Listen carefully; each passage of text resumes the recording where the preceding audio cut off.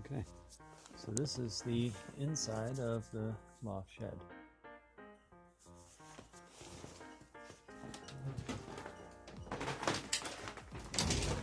At the top, all along here in the rafters, I had chicken wire to keep out the raccoons, and the windows are all covered in it as well.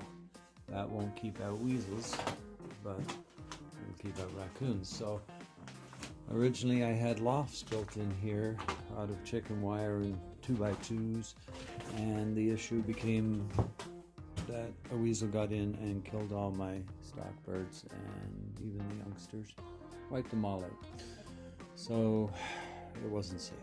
It was literally right here against the window. There was a space on the outside of the window between the aviary of literally just 5/8 of an inch, and that thing came up the fence there, jumped over onto the aviary.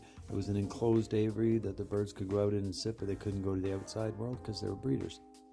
And this thing dove down between the glass, came in the door over here in the corner, and killed everything. So no more of that. That's closed. If a weasel was able to climb up and get in the rafters or anywhere else in this place, these breeder boxes are 1/2 inch wire, and it's all around, top, bottom, everywhere. There's no place that's not covered on them. They're very firmly attached. There's very strong wood all over it, keeping that wire onto the cage, so even if a raccoon got in, it couldn't do anything. Let's take a little look. Hello, babies. There's my beautiful boy. Hey. And there's his mate. She's a sweetheart. Yeah, she's a pretty girl. So as you can see, the wire's in here as well, and there's nothing getting in there. So I have 2 breeder boxes for 2 pair, and I'm planning on adding some more. Probably 2. It's a good question. I guess I'm gonna have to do it on this wall here, where all my feed is. It's gonna get really crowded in here. All the feed's gonna be right here. There won't be room for my chair anymore. This is the bait and pigeon feed mix.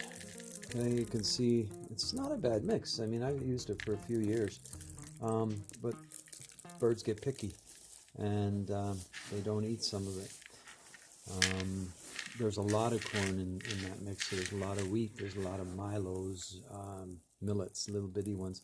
What ends up happening is the young birds will pick at the small seeds, and they don't get the nutrition of the larger seeds and the carbohydrates that they need to grow, and the protein that's in some of those peas. And this is just winter corn, okay? Right. That's good for heat. But we were down at Edwards Farm and Feed. There's a plug for Edwards. And this beautiful feed was there. There was a fella that has his own mix. Now, you can see there's quite a bit of corn, so you don't really need to add winter corn to this one. But what's in the rest of it, right? There's peas in there. Right? There's, looks like a little bit of wheat, right? There's a little bit of milo and millet, but not much, right? This is going to be more that the birds would eat better. They're going to get a better amount of nutrition. And then there's this grit that we picked up there. Now, Edwards is fairly inexpensive. Where I live, it's $29.39 for a bag of bait and pigeon mix. We went down to Edwards, and this was $18. Same size of bag. That's actually a little bit better quality because, as I said, a lot of this stuff, you can hear behind me if you're listening, actually, to what's hitting the floor.